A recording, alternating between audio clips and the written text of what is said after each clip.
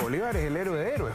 El héroe de héroes. El héroe de héroes en la independencia Permiso americana. que me cruce, ¿ah? Sí, no, hasta el día de hoy. Muchas gracias. No, y es un mito que ha sido usado y abusado. Si no, pregúntale a la Venezuela actual, digámoslo, cómo Bolívar se transforma también en algo que nunca fue, digámoslo, para el modelo bolivariano supuestamente, pero yo te puedo asegurar que Simón Bolívar no tenía ninguna intención de que lo que es Venezuela hoy día se convirtiera en ello. A ver, Bolívar era un individuo que pertenecía a la clase alta caraqueña, digámoslo, era un hombre que provenía del ¿cómo se llama?, el mundo de los hacendados, a pesar de que hay algunos estudios que dicen que tendría un origen mestizo. Bueno, es probable, pero... Mantuano. Claro, que fuera un mantuano en definitiva, que era el nombre que le daban a la élite caraqueña en esa época. Pero realmente Bolívar llega a convertirse en una figura relevante precisamente dentro de la parte bélica de lo que es la independencia de la Nueva Granada, es decir, de toda la zona norte de América del Sur. Pero de ahí se construye el mito, pues, el mito del Bolívar, que es el libertador de América. ¿Cuál es el mito, Manuel? Bueno, el mito es justamente esta gran América, este continente unido, la gran nación, que pretendía construir Bolívar, pero bajo su yugo. Era muy conocido su rasgo. Es lo que siempre se ha dicho. El rasgo autoritario de Bolívar es lo menos conocido. Ahora también es un elemento que hoy en día hay que jugarlo con el tiempo, pero el rasgo muy fuerte de racismo en Bolívar. Él hablaba del temor a la pardocracia. Los pardos eran los mestizos, sobre todo los hijos de blanca y negro, digamos. Y para ese segmento de la sociedad caraqueña y en general de ese mundo colonial le tenía mucho miedo a Bolívar. Él pensaba que había que lograr la independencia de España, pero había que evitar inmediatamente que el bajo pueblo se sublevara. El bajo pueblo lo representaba justamente esta idea de los pardos. Los pardos y los llaneros. Claro. Y de hecho, hasta cierto punto Bolívar tenía algo de razón en la medida en que luego de la declaración de independencia venezolana en 1811, es efectivamente el bajo pueblo el que se trata de hacer del gobierno, porque no quieren ser gobernados por la élite caraqueña. Entonces ahí, bajo el lema de muerte a todos los abogados, que era el grito de guerra de los pardos. ¿A eso le duele a usted, abogado, además? Yo los entiendo, de hecho. Lo que hace en definitiva es que el bajo pueblo masacra a la élite caraqueña. De hecho, es una guerra social lo que ocurre en Venezuela. Entonces, el temor, ese temor espantoso que tenía Bolívar es precisamente porque un hombre de la élite que no quiere que el bajo pueblo le quite su raja al pastel. Un temor inspirado en lo que había ocurrido en Haití. También era el gran temor de las élites americanas. Lo que había ocurrido en Haití finalmente fue una revolución de abajo que mataron a todos los blancos hacendados esclavistas.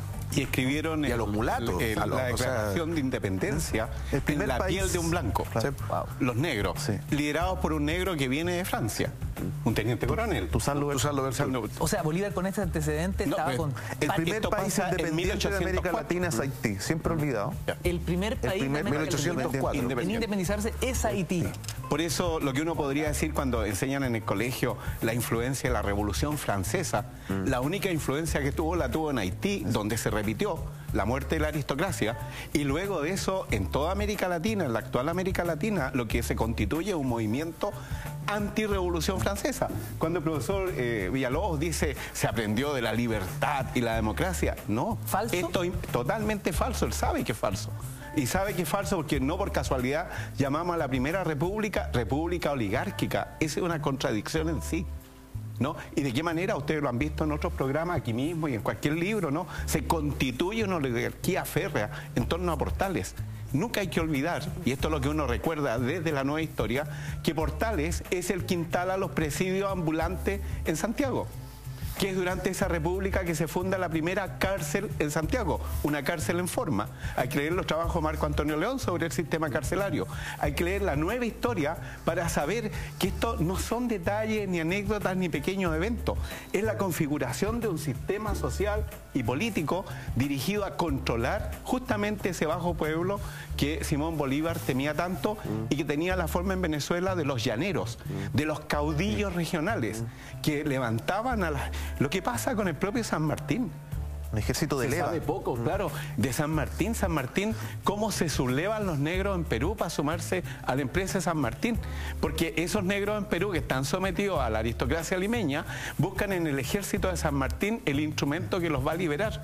Y entonces esto va sucediendo a través de toda América, es como una especie de juego de palitroques. Pero volviendo a Bolívar, pero volviendo a Bolívar, ahí es cuando... ¿Qué tenía Chile? ¿Qué importancia tenía Chile o qué rol jugaba Chile en este supuesto ideal bolivariano de la unificación de América Latina? Es que el rollo de la unificación latinoamericana, en el fondo Bolívar se la toma a Francisco Miranda. El sueño de la América Unida debería llamarse el sueño mirandiano. Yo estoy muy de acuerdo en el hecho de que Bolívar es un personaje muy siniestro, que tiene muchas sombras, más que luces. Es un personaje muy ambicioso, además.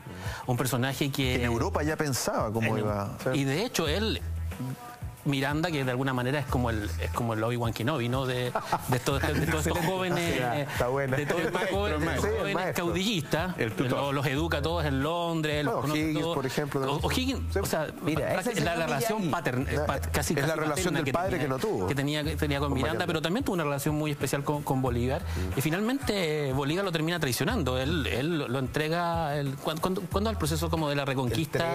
El 13 en Bolivia. No, sí, ahí hay todo un tema. Y entrega a Bolívar, y Bolívar termina, a Miranda, y Miranda termina sus días en la cárcel. Es un personaje que yo creo que en la historia latinoamericana se le da más importancia de la que... Y puedo estar hablando estupideces. A mí me parece que, por ejemplo, San Martín es un personaje mucho más relevante en la historia latinoamericana y mucho más interesante que Bolívar. ¿Y por qué Bolívar tiene más relevancia a Bolívar que a otros como San Martín? Tiene prensa. Inicia el movimiento. Claro, tiene prensa. Y además piensa tú, a ver, cuando San Martín inicia la campaña libertadora del Perú, ahí es cuando Bolívar le asusta, porque en definitiva está viendo un competidor. Bueno, y está todo lo que pasa en Ayacucho, ¿no? Claro, que básicamente se encuentran los dos y bueno, y ahí viene la discusión de quién es el que va a mandar. Entonces, y hay un montón de teorías, incluso teorías como de conspiración, que tiene que ver con la logia Lautarino, con los masones, que Bolívar tenía mayor grado que San Martín, y por lo tanto esa es la razón por la cual San Martín se retira de Ayacucho pero históricamente yo creo que hay que pensar, por ejemplo, en el Virreinato Nueva Granada, el Virreinato de Buenos Aires, el Virreinato peruano, que son los centros de poder, supuestamente colonial y metropolitano. Claro. O sea, y Chile entonces era una capitanía apenas. La emergencia de Buenos Aires, que tiene Potosí y que puede constituirse en un poder frente justamente al poder